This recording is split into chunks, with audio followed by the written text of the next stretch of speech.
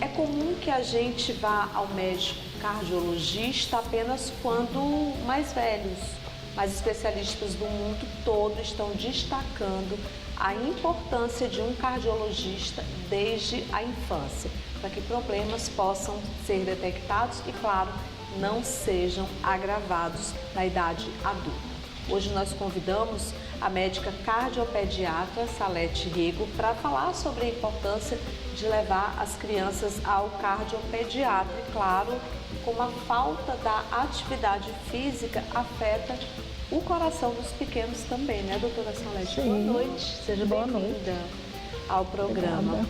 Quais são as doenças cardíacas mais comuns que afetam as crianças, doutora?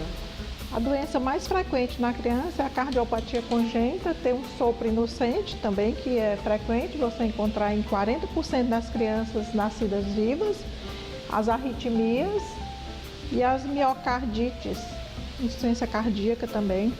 Quando essas doenças, elas são detectadas ali já na infância, né? Como, por exemplo, o sopro, na fase adulta pode haver um risco maior se não tratado? Com certeza, a cardiopatia congênita, quanto antes diagnosticada, melhor o tratamento, né? E o prognóstico para aquela criança. Quais são Hoje nós estamos diagnosticando as cardiopatias congênitas já na intraútero, através da ecocardiografia morfológica a partir de 21 a 28 semanas na gravidez. Por isso é importante da mulher grávida fazer o seu pré-natal para poder já identificar ali no bebê ainda na barriga, né, doutora?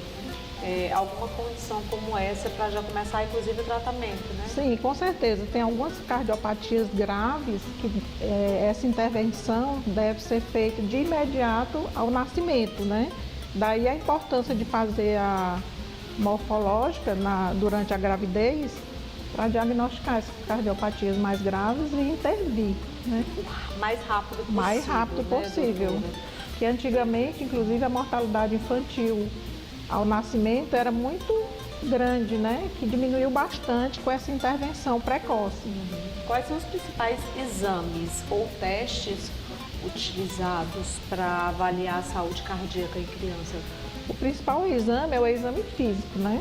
Do cardiopediatra, se a mãe encontra a criança com algum sintoma, como dispneia ao esforço, cianose, edema de membros inferiores, ela deve procurar um cardiopediatra para que seja examinado e feito o exame. E o exame mais importante é o ecocardiograma e o Holter, quando você suspeita de arritmias, que é muito frequente, a gente tem visto alguns casos, inclusive aqui em Teresina, de criança com morte súbita. Verdade, doutora. Crianças com morte súbita. E aí, no início aqui dessa entrevista, inclusive, eu falei sobre essa questão da gente sempre achar que a ida a um cardiologista deve ser na fase adulta ou quando você chega aí à fase mais adulta ainda, que você chega na melhor idade, né? A gente pode dizer assim, né, doutora Salete?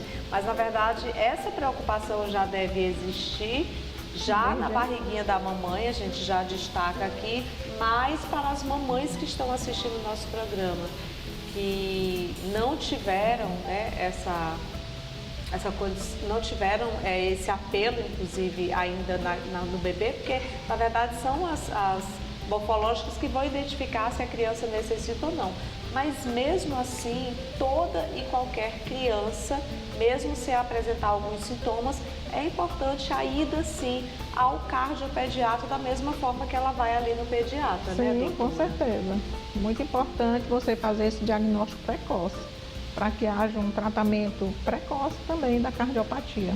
Sim. O sopro no coração, por exemplo, que a gente falou aqui, uma telespectadora perguntou se ele pode desaparecer naturalmente à medida que a criança cresce e quando é necessário fazer o tratamento. Existe dois tipos de sopro, né? O sopro inocente, que é aquele sopro que não existe a doença, você só ausculta com estetoscópio. Esse sopro ele pode permanecer até a fase adulta ou pode desaparecer. E tem o sopro patológico, que é aquele secundário a cardiopatias congênitas. E aí que o cardiopediatra tem que fazer o diagnóstico diferencial e, através do ecocardiograma, faz o diagnóstico e conduz ao tratamento clínico ou cirúrgico, se for necessário. Mas essa criança, ela vai ter sempre que ser acompanhada, né, doutora? Sim, sim. Ou não? O sopro inocente, quando você faz o diagnóstico de um sopro inocente, você acompanha e logo em seguida pode dar alta para esse paciente, porque ele não tem doença, é só na ausculta que existe esse sopro. Entendi. Na fase adulta é só os tratamentos que devem ser feitos, que são os que a gente precisa realmente, que é a questão da prevenção. Mas no caso do sopro, que não é o Patológico. o sopro, aí realmente precisa se fazer o acompanhamento durante toda a vida do paciente. Um sopro no coração, doutora, ele pode ser um sinal ali de outras doenças cardíacas em crianças, por exemplo? Sim, o sopro é a ausculta que você faz naquela criança no momento do exame físico e, através dessa ausculta, você vai investigar o porquê do sopro, se existe cardiopatia ou não. Né? Tem centenas de cardiopatias que são acompanhadas de sopro cardíaco. Entendi. Existem fatores de riscos que podem contribuir para o desenvolvimento de doenças em crianças, doenças cardíacas, doutor? Sim, com certeza.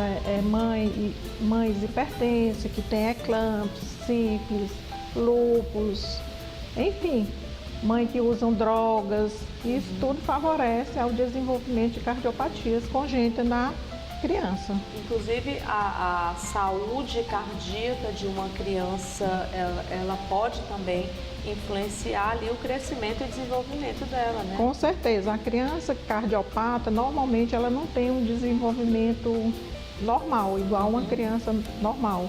Daí porque o tratamento precoce para evitar que essa criança desenvolva insuficiência cardíaca e essa insuficiência cardíaca leva a um baixo desenvolvimento estatural da criança.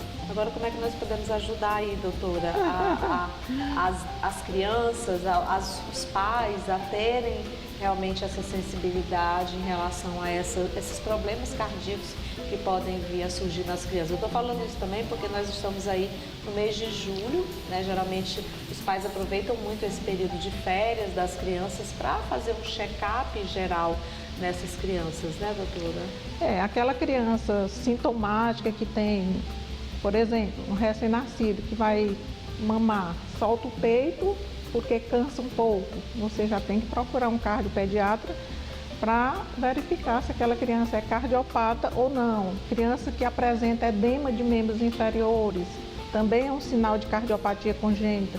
Criança que aparece